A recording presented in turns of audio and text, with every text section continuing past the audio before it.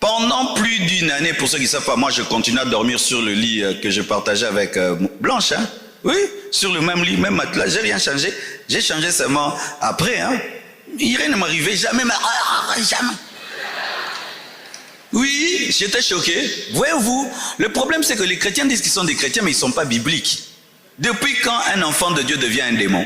Depuis quand on a peur d'un chrétien qui est mort? Depuis quand? Quelqu'un qui est au paradis, vous avez peur de lui. Maintenant, vous pensez que la chambre là est ceci. Non. Et ce qui est exceptionnel, c'est que j'ai quitté cette chambre-là il y a seulement quelques 3 mois. Mais qui m'a remplacé là-bas? C'est une de mes filles qui a dit non, je me prendre cette chambre-là. Elle dort là, calme. Pourquoi? L'enseignement. Calme, calme. Toi, tu vas dire, je brûle ça, il y a des esprits.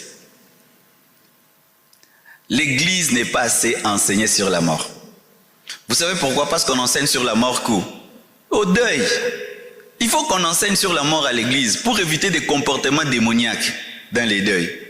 Je vous dis, les églises n'enseignent sur la mort que quand il y a un mort maintenant, oh, ceci. Mais il faut enseigner. La Bible est remplie d'enseignements sur la mort. Mais on ne touche pas ça. C'est pourquoi vous avez des comportements, des coutumes par rapport à la mort. Vous venez du deuil, vous vous lavez. Pourquoi vous vous lavez? Oh, pour que les esprits là restent là-bas. Ah bon? Donc quand vous êtes allé là-bas, il y avait des esprits. Quand un enfant de Dieu meurt, il est au paradis. Il ne circule pas, il ne traînaille pas. Amen, hein? Il ne circule pas, il ne traînaille pas. Oh, non, quelqu'un meurt. Oh, esprit naïs, tambola. C'est pas biblique. Cette photo, même moi-même, quand je me vois, je ne me reconnais pas. C'est ce que la souffrance, la douleur peut faire dans la vie de quelqu'un. Lorsque maman Blanche est partie, voici l'état dans lequel j'étais. On croirait que j'ai même 60 ans. Hein? J'avais maigri.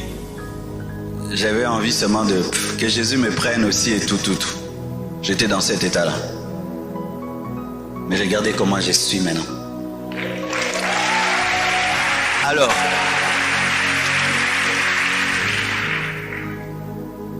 quand j'étais dans cet état-là, l'Esprit de Dieu m'a parlé.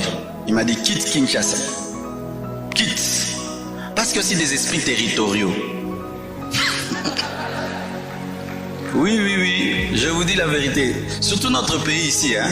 Un jour, je vais vous parler du Congo. Je vous dis, notre pays, il faut qu'on prie. Hein. Le Congo, nous avons atteint le niveau d'une sorcellerie nationale. Oui. Vous savez, la sorcellerie, ce n'est pas d'abord s'envoler la nuit. C'est le cœur. Nous sommes devenus tellement méchants que c'est comme si nous tous on a attrapé la sorcellerie. Comme Sodome et Gomorrhe, tout le monde avait attrapé l'homosexualité. Et ça crée une pesanteur dans la ville. Pour vous qui êtes tout le temps là, vous ne savez pas. Toi, tu viens d'arriver, non? Tu viens de l'Angola. Tu sens, non? Tu sens. Quand on voyage, on revient. Il y a quelque chose au Congo, à Kinshasa, ce n'est plus normal. Il y a un truc là. Les cœurs sont devenus tellement méchants que la sorcellerie est devenue charnelle. Regardez quand quelqu'un tombe là, on rit, on passe, hein? Vrai ou faux? Est-ce que la souffrance des gens nous touche encore? C'est quel cœur qu'on a? C'est 10$. Mais c'est plein d'onction. C'est vendu à la boutique chinoise. C'est 10$. Mais c'est plein d'onction. C'est vendu à la boutique chinoise.